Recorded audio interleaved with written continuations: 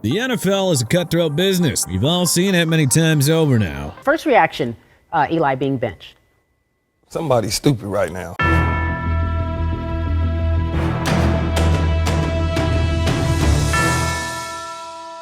So let us take a look back at 10 NFL stars that got absolutely backstabbed by their team. Brian Urlacher, LB, Chicago Bears. The Bears' relationship with Brian Urlacher should have ended with a ceremony at midfield.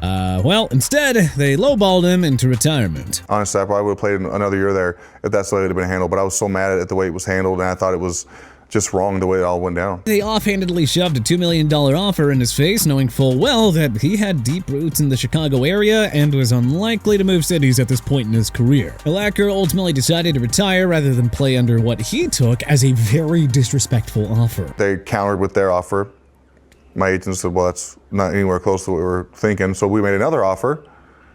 And they said, no, this is the offer, so take it or leave it. Now keep in mind, Urlacher was Chicago football. 13 years, 8 Pro Bowls, 1 Defensive Player of the Year award. The dude literally put his body through hell for that franchise. So when his contract was up in 2013, he expected at least some level of respect. But of course, this is the Chicago Bears that we're talking about. And they just always seem to find the wrong way to go about things. Steve McNair, QB, Tennessee Titans. In the late 90s and the early 2000s, Steve McNair wasn't just the Titans quarterback, he was their leader, their identity, the heart and soul of that team. He was there when the franchise moved to Tennessee, took them to a Super Bowl, and played through every single injury imaginable just to keep them competitive. And when they decided that they were ready to move on, they decided to throw that all out the window and quite literally locked him out of the building, having security guards tell him rather than an honest conversation from the front office. Yeesh, now that is yesteryear's version of finding out on social media. Just literally some random staffer telling the franchise's most important player for over a decade that the team banned him from working out at their facility because,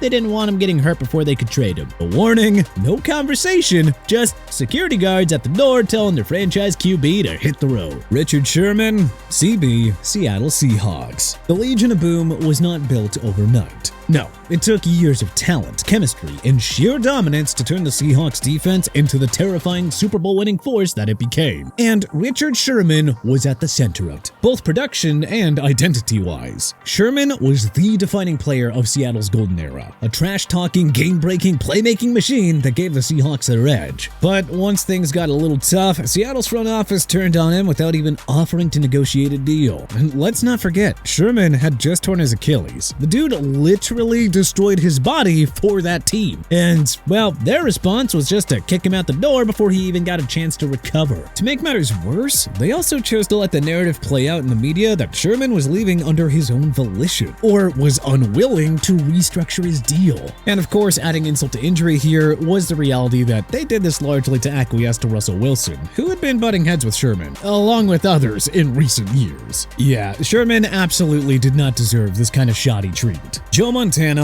QB, San Francisco 49ers. Joe Montana built the 49ers dynasty. 4 Super Bowls, 3 MVPs, the most clutch quarterback of his generation. And yet, San Fran did the unthinkable and shipped him off to Kansas City. Yeah, sure, Steve Young was waiting in the wings, and yeah, Montana had been dealing with injuries, but come on, let's be real. This wasn't just about making a football decision. The 49ers wanted a clean break, and they were not willing to let Montana go out on his own terms. Montana took the Chiefs to their first AFC Championship game in forever. Meanwhile, San Francisco spent the next few years trying to justify a move that never sat right with the fans. That is, until Young got over the hump and won a Super Bowl of his own. But still, after everything that Montana meant to that organization and fan base, it is crazy to think that they thought it was okay to just stab him in the back like that. Randy Moss, WR, Minnesota Vikings. Despite all of the noise and narrative around who Randy Moss was as a man and a teammate, particularly early in his career, the notion that he wanted out of Minnesota was a departure from the truth. Moss was still well in his prime. He was a generational talent. Yeah, sure, he had some locker room issues, but nothing that warranted blowing up that relationship. If the team had any real commitment to winning, man, they would have figured it out. This would be like today's Vikings deciding that Justin Jefferson just wasn't worth the trouble and shipping him out of town against his will. What made this all the more painful for Vikings fans was that the real reason was that then owner Red McCombs shipped him out of town because of an ugly business dealing between him and the state of Minnesota. McCombs allegedly had been in an ugly battle with the local government, demanding public funding for a new stadium. And when he didn't get what he wanted, he took it out on his own team by shopping Moss behind everyone's back, subsequently sending him to Oakland and then watching his team crumble without. Larry Csonka, RB, Miami Dolphins. Larry Csonka left Miami in 1975 for a payday with the Memphis Southmen in the World Football League, followed by an admittedly rough stint with the Giants. But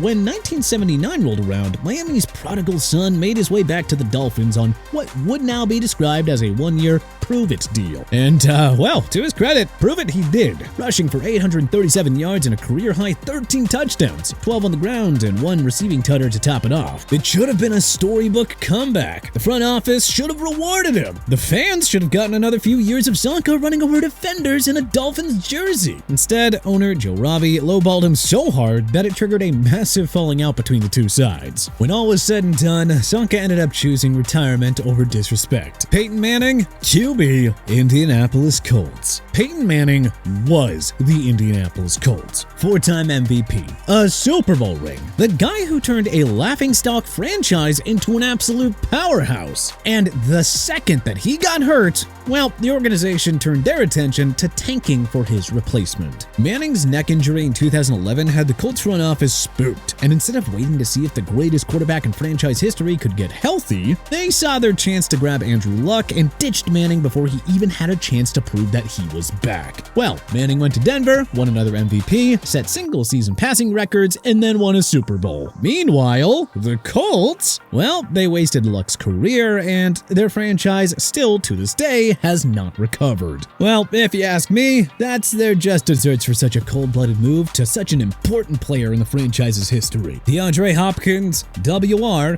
Houston Texans. Long before Hopkins transitioned to the sort of journeyman that we know him as today, he was new, one of the best wide receivers in the game, and a cornerstone of some otherwise underwhelming Houston Texans offenses. His relationship with the franchise, however, started to sour when Bill O'Brien came to town and brought his hard-nosed, college-esque coaching style to the organization. And, well, that's also where we learned to never let Bill O'Brien handle roster decisions. DeAndre Hopkins wasn't just the best player on the Texans, he was one of the best receivers in football. The guy was a 3-time All-Pro coming off a 1,165-yard season, and he was still very much in his prime. And yet, O'Brien shipped him out for essentially nothing, getting a washed-up David Johnson and a second-round pick. To add insult to injury, Hopkins found out like the rest of us on social media. To this day, I still cannot believe that this is how it went down. 12 years in the league, man. You know, I got traded for some pennies in my prime. Cooper Kupp, WR, Los Angeles Rams. You can spin the latest news out of the City of Angels however you want, aging star, roster turning over, salary cap hit, and so on, but come on, the fact of the matter is, Cooper Kupp deserved better than this. For anyone who missed it, wide receiver Cooper Kupp released a statement Monday saying that he was informed by the Los Angeles Rams that the team is seeking to trade him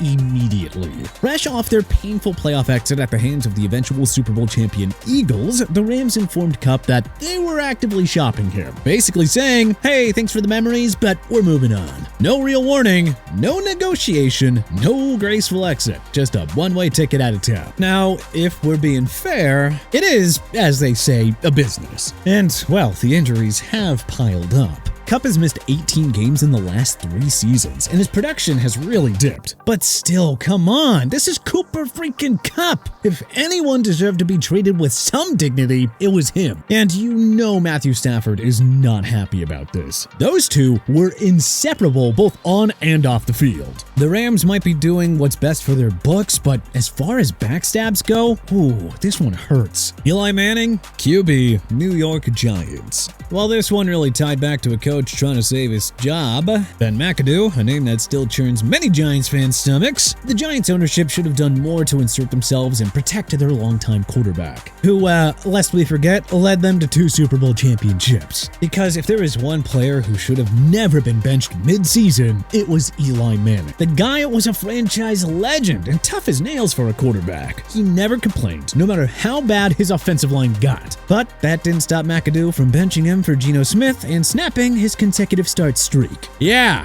Geno Smith. This was not about performance. This was a coach trying to save his job by making a desperation move. Giants ownership should have stepped in, but instead, they let McAdoo throw their franchise quarterback under the bus. But which NFL stars do you think were backstabbed worst by their teams? Were there any that you think were better off in the end? Was there anyone that we may have missed? Let us know in the comments section below. If you liked this video and learned a thing or two, clicking the like button helps us out a ton, and you know, we really appreciate it. If this is your first time coming around to TPS though, then subscribing is a great idea, because we put out videos like this every single day. But as always, thanks for watching, and we'll see you guys next time.